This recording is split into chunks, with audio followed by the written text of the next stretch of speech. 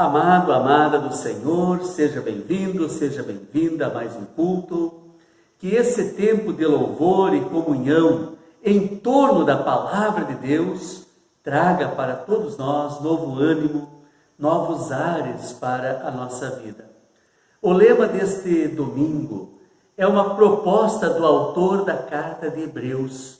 Ele se propõe e também propõe para todos nós o seguinte: ó Deus, eu falarei a respeito de ti aos meus irmãos e te louvarei na reunião do povo. Hebreus capítulo 2, verso 12. É por isso, queridos, que nós nos reunimos em culto.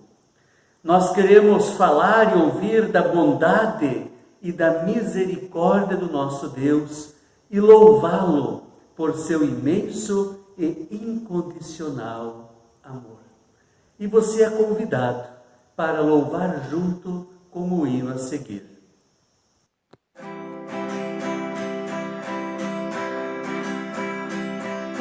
Se da vida as ondas agitadas são, se desanimado julgas tudo vão, contas muitas bênçãos, conta cada vez, e hás de ver surpreso quanto Deus já fez. Contas bênçãos, diz e quantas são, recebidas da divina mão, uma, conta cada vez, hás de ver surpreso quanto Deus já fez. Tens acaso mágoas no teu lidar, e pesada cruz que tens que suportar, contas muitas bênçãos não duvidarás, e cantando alegre os dias passarás.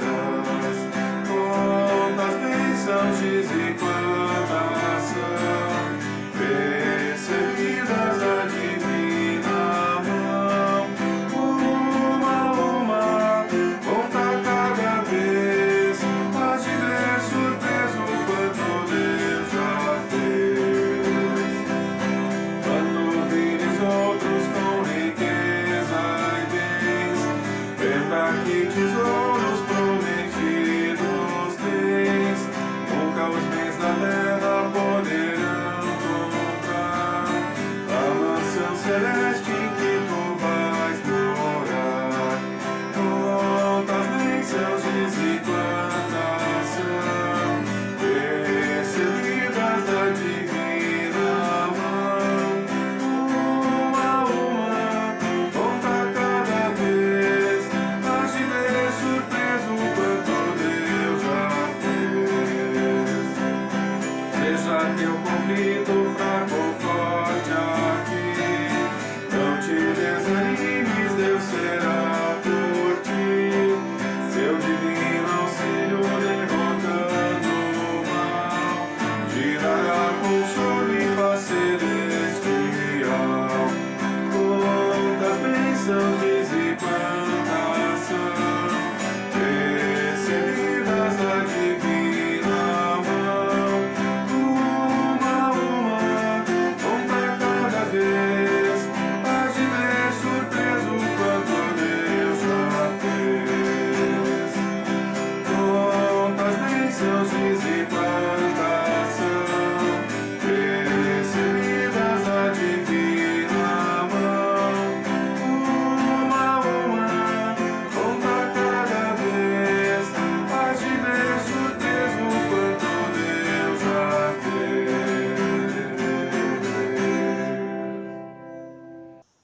Amados e amadas, nós celebramos este culto em nome e na presença do Deus que é Pai, Filho e Espírito Santo. Amém. Eu quero te convidar a uma palavra de oração. Oremos ao Senhor. Querido, bondoso e misericordioso Deus, obrigado pelo teu amor e pelo teu perdão. Alimenta-nos agora com a tua palavra, pois é somente, Senhor, através do Teu amor que nós podemos enfrentar com confiança as nossas dificuldades e também os nossos problemas, e sermos, Senhor, animados para vivermos e lutarmos pelo Teu reino. Concede-nos, Senhor, o Teu Santo Espírito para aceitarmos com alegria a Tua mensagem. Mensagem essa, Senhor, que nos desafia para vivermos como Teus filhos e como Tuas filhas, bem como, Senhor, para sermos Tuas testemunhas através do nosso viver e do nosso falar. Nós oramos em o nome de Jesus. Amém. Amado, amada, para nos prepararmos agora para a palavra que vamos ouvir, vamos cantar mais um hino.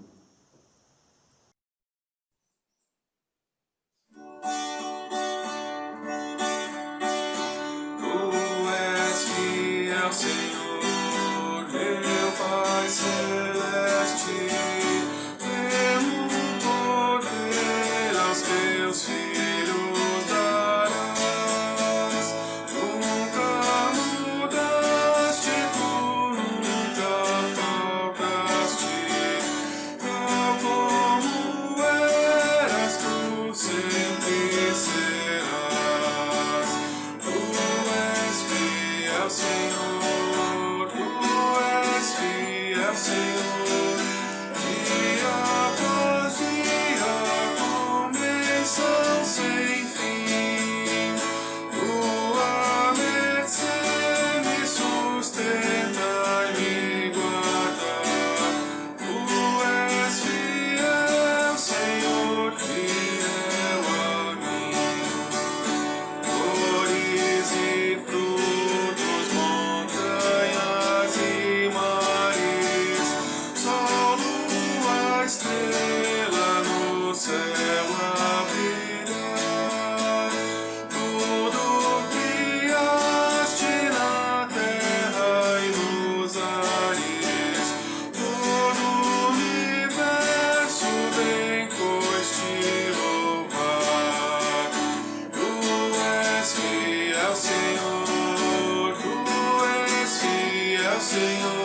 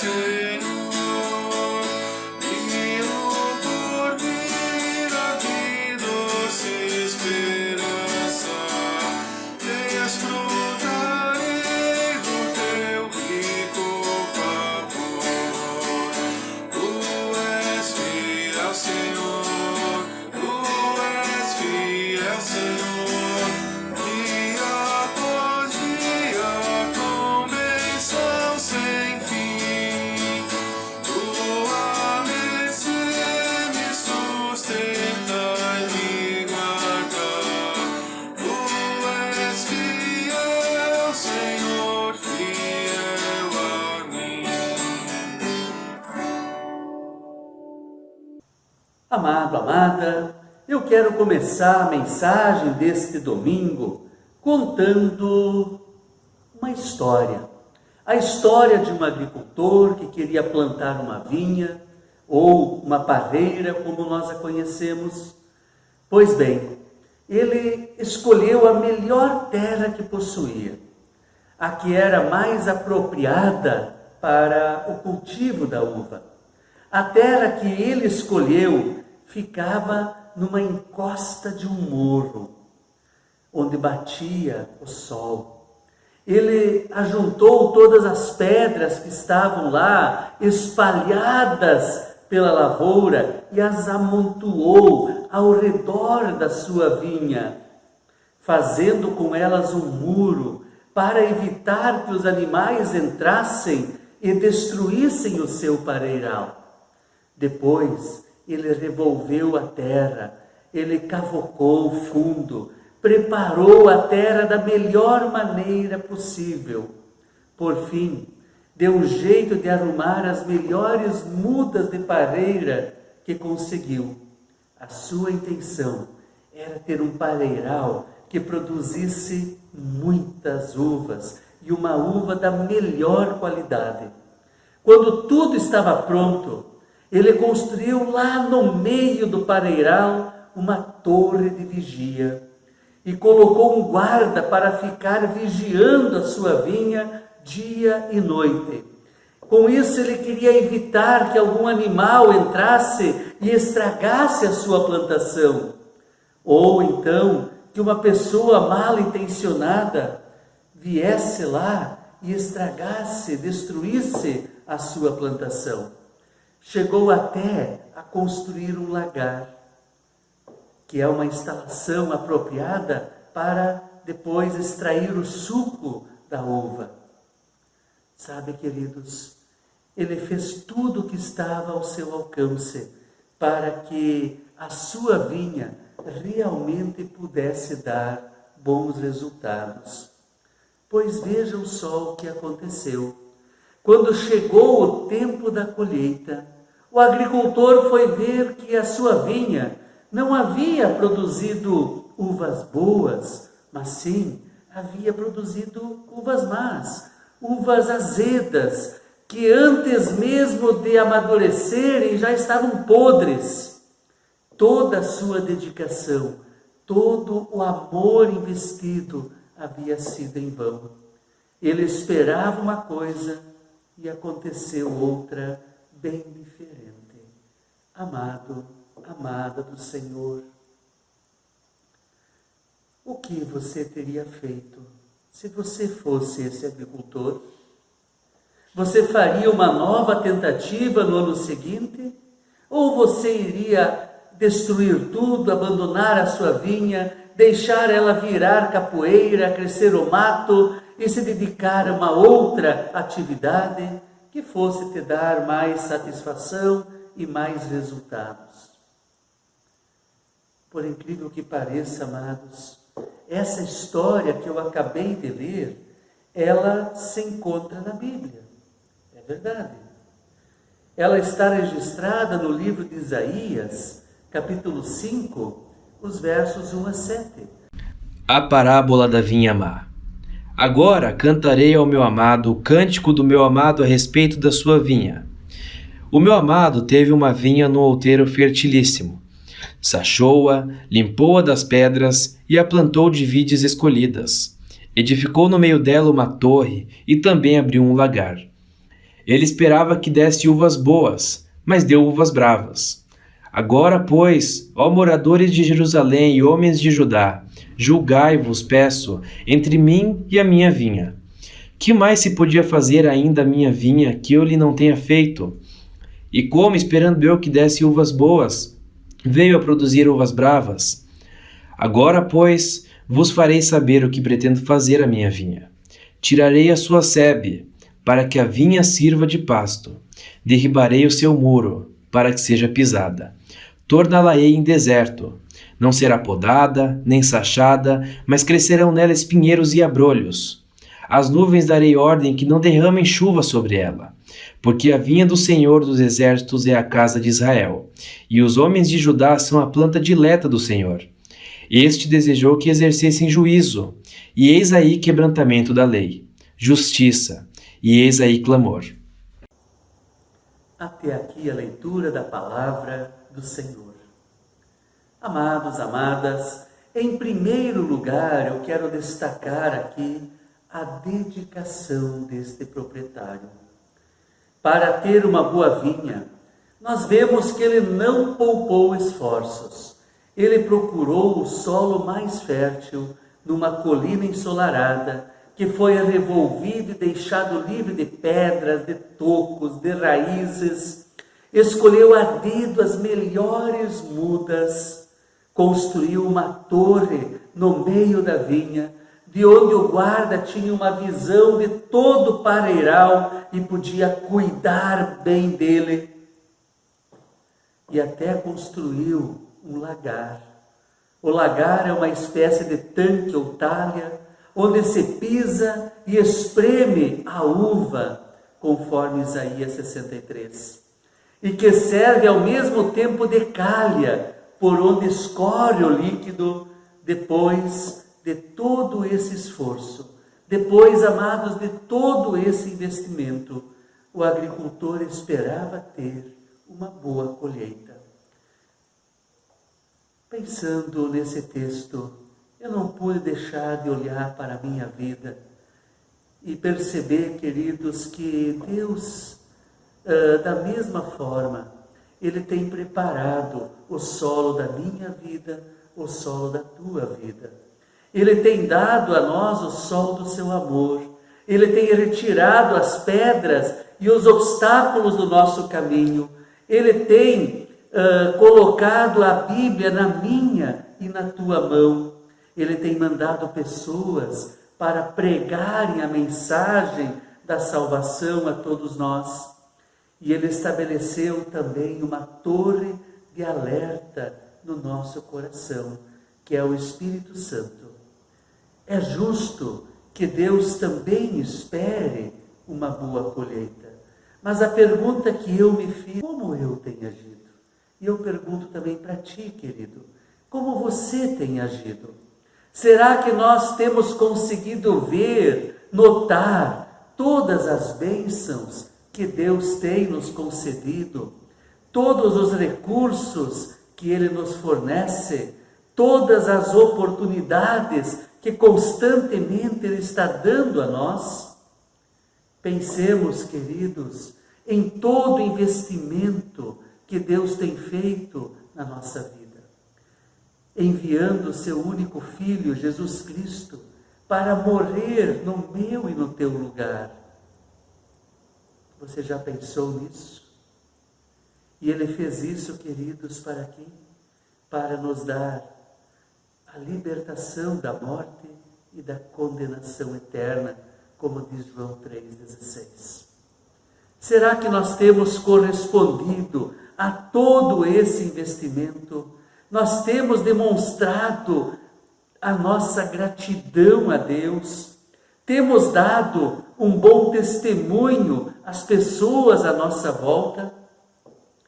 Deus pagou um alto preço por cada um de nós.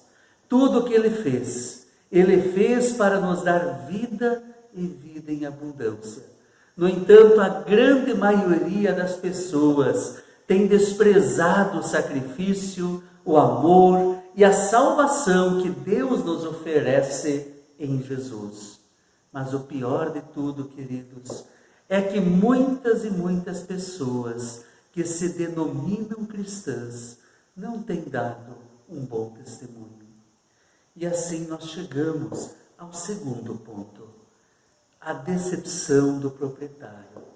Eu leio o versículo 2 e o versículo 4 novamente, mas não todo, apenas uma parte desses versículos. Na parte B do verso 2 diz assim: ele esperava que desse uvas boas, mas deu uvas bravas. E na parte B do versículo 4 nós lemos: e como esperando eu que desse uvas boas, veio a produzir uvas bravas? Queridos, nessas palavras nós vemos o motivo da decepção do proprietário da vinha. Sua maior decepção, o que deixou ele mais triste ainda, não foi o fato da vinha não produzir frutos. Isso até pode acontecer, mas a sua tristeza veio pelo fato de ela ter produzido uvas bravas, isto é, uvas pequenas, amargas, talvez até venenosas. Então, no versículo 7 do nosso texto, nos é revelado o seguinte: a vinha do Senhor dos exércitos é a casa de Israel, e os homens de Judá são a planta dileta do Senhor.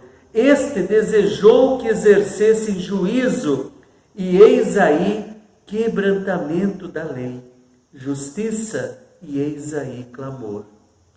Queridos, Deus havia tirado seu povo da escravidão do Egito. Havia dado a este povo uma terra que emana leite e mel, a terra de Canaã. Ainda lhes deu a sua palavra, o verdadeiro culto a Deus, e vários profetas, Elias, Amós, Isaías, entre outros. Colocou sobre eles bons reis, como Davi, Salomão, que trouxeram paz, trouxeram prosperidade. Também lhes deu grandes líderes, como Gideão, Josué. Mesmo assim, o resultado, queridos, não foi bom. A vinha não realizou a expectativa do nosso Deus. Da mesma forma, amado, amada do Senhor, Deus nos livrou da escravidão do pecado em Jesus. Deus tem suprido cada uma de nossas necessidades, tem nos dado alimento espiritual em abundância. Mas como nós temos agido? Com a nossa vida, nós temos produzido uvas boas ou temos produzido uvas? Se olharmos para a nossa cidade, estado, país, veríamos que a nossa pátria se assemelha à vinha que produz uvas boas ou à vinha que produz uvas más? Quando a pandemia começou, o governo federal destinou aos estados uma verba para a compra de respiradores. O objetivo era salvar vidas, mas os noticiários têm mostrado superfaturamento, desvio de parte da verba, enfim, tem mostrado que alguns governantes não estavam preocupados em salvar vidas, mas sim no lucro que poderiam ter com esta pandemia. O Brasil, queridos, ele se diz um país cristão, contudo, ainda continua produzindo crianças abandonadas, menores prostituídos, idosos abandonados, trabalhadores explorados. Será que foi isso que Deus pensou ao criar este mundo? Com certeza não, queridos.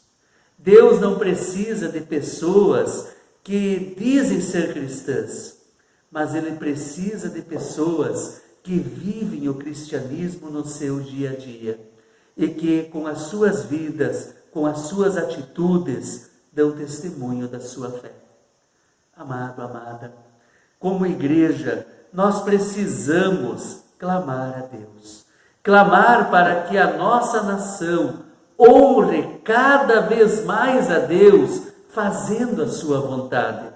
Precisamos clamar para que Deus levante pessoas fiéis, pessoas que com suas vidas, com suas palavras, com suas atitudes, estejam testemunhando o amor do nosso Deus. E assim, queridos, nós chegamos ao terceiro ponto, o destino da vinha, versos 5 até o 7. Eu vou ler estes versículos novamente. Preste atenção no que diz ali. Agora, pois, vos farei saber o que pretendo fazer à minha vinha. Tirarei a sua sebe, para que a vinha sirva de pasto. Derribarei o seu muro, para que seja pisada. Torná-la-ei, não será podada, nem sachada, mas crescerão nela espinheiros e abrolhos. As nuvens darei ordem que não derramem chuva sobre ela, porque a vinha do Senhor dos Exércitos é a casa de Israel, e os homens de Judá são a planta dileta do Senhor. Ele desejou que exercessem juízo, e eis aí quebrantamento da lei, justiça, e eis aí clamor. Você conseguiu entender, amado, amada, o que aconteceu aqui? O agricultor foi até a sua vinha, arrancou a cerca de proteção que havia construído ao redor dela, para que os animais agora pudessem invadir o local e pisoteassem tudo, transformando aquele lugar num grande pasto. Daquele dia em diante, ele não podou mais o seu pareiral, deixou o inso tomar conta e chegou até a pedir a Deus que as nuvens dos céus não mandassem mais chuva sobre aquela plantação, para que virasse um deserto. Amado, amada do Senhor, preste atenção no seguinte. Isaías não diz que o agricultor foi lá e num acesso de raiva ele pegou a foice e destruiu tudo pessoalmente. Não. O que ele fez foi apenas tirar o muro que cercava a sua vinha. Isto é, ele tirou a proteção que havia feita ao redor dela. Também não chegou ao ponto de ele mesmo tocar os animais para dentro da vinha. Apenas entregou a vinha à sua própria sorte. Não foi ele mesmo que a pisoteou, mas apenas permitiu que ela fosse pisoteada e que se transformasse então num deserto. Portanto, queridos, podemos dizer que, bem no fundo, o que o agricultor fez foi simplesmente deixar a sua vinha por conta própria. Deixar de dar a ela um tratamento especial. Apenas voltou-lhe as costas e deixou que ela ficasse no abandono e acabasse pouco a pouco. Precisamos lembrar novamente que o agricultor nesse texto é Deus. Deus é o Senhor da vinha e a vinha é o povo de Deus. A vinha, querido, sou eu. A vinha é você que está me ouvindo. A história que contei, ela trata, pois, de nós mesmos. Quando nós vivemos uma vida cristã, quando nós nos esforçamos para fazer a vontade de Deus, nós contamos com a promessa do cuidado e da proteção de Deus na nossa vida. No entanto, se nós viramos as costas a Deus, se nós vivemos uma vida alheia à sua vontade, Deus não vai deixar de nos amar, mas seremos deixados por conta. Perderemos a sua proteção, perderemos o seu cuidado. E segundo Lutero, se a nossa vida deixa de ser conduzida por Deus, ela passa a ser controlada pelo diabo, que não quer o nosso bem, pois em sua natureza ele apenas quer enganar, matar e destruir. Voltando, queridos, ao nosso texto, podemos dizer que devido ao pecado, também nós mereceríamos o abandono, isto é, a punição eterna, o inferno. Mas por amor a cada pecador, Deus não levou em conta aquilo que nós merecemos e enviou o seu Filho, Jesus Cristo. E com seu santo e precioso sangue, ele pagou a nossa dívida. E por amor, Deus deseja, queridos, que cada um de nós conheça essa verdade e seja salvo. Deus Pai enviou seu Filho, Jesus, para salvar esse mundo, não para julgar o mundo. Em Jesus nós temos a vida eterna, a salvação. Aqueles e aquelas que aceitam o convite de Jesus, eis que estou à porta e bato. Se alguém ouvir a minha voz e abrir a porta, entrarei em sua casa, cearei com ele e ele comigo. Estes não serão punidos, pois seu amor, queridos, e sua misericórdia são sem fim. Ele nos criou para fazermos parte da sua vinha, isto é, para fazermos parte da sua família. Por isso deseja que todos sejam salvos, como diz primeiro.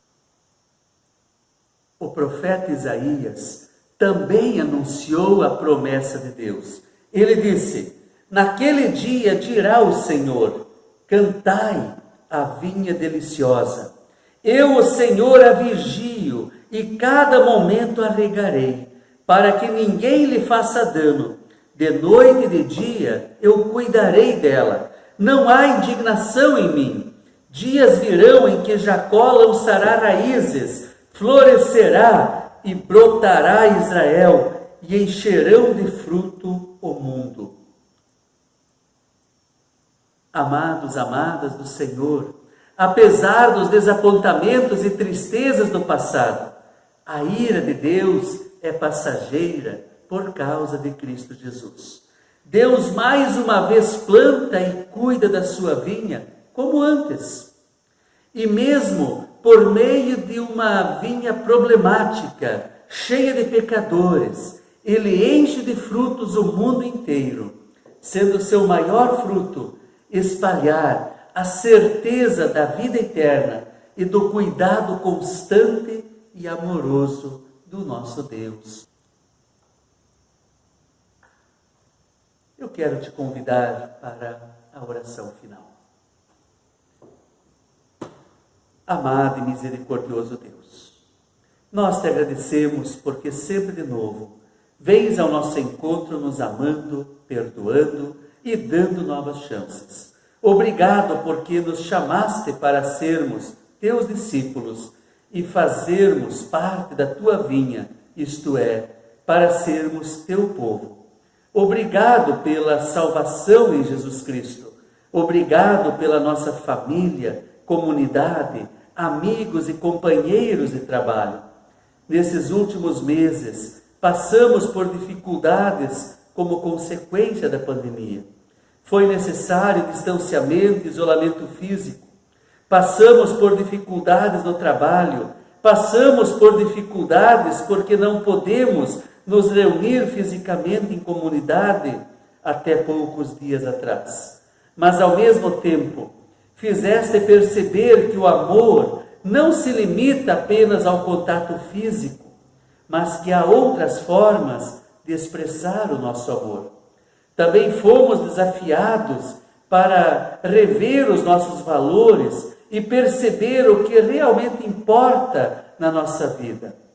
Que a partir dessas dificuldades possamos crescer cada vez mais na fé, na esperança. Pai, nós intercedemos por todos aqueles e aquelas que estão em tratamento, intercedemos pelos enlutados, por todas as pessoas que estão sofrendo.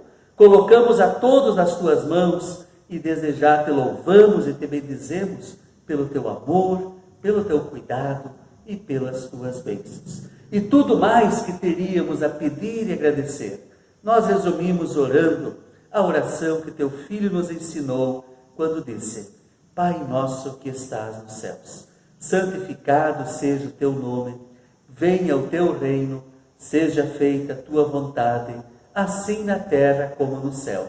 O pão nosso de cada dia nos dá hoje e perdoa-nos as nossas dívidas, assim como nós também perdoamos aos nossos devedores.